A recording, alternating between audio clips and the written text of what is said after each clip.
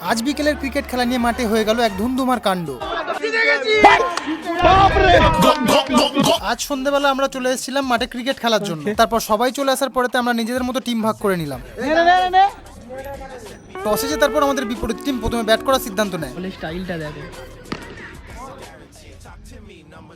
আর এমন ফিল্ডিং করতে করতে ভিডিও করাটা সত্যিই খুব টাফ, কারণ যে কোনো সময়তেই তোমার কাছে বল চলে আসতে পারে।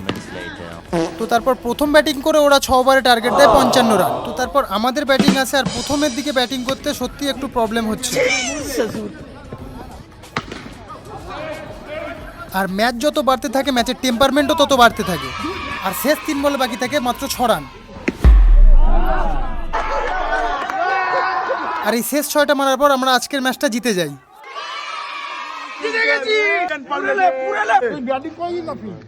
আমি তো কত কিছু করলাম।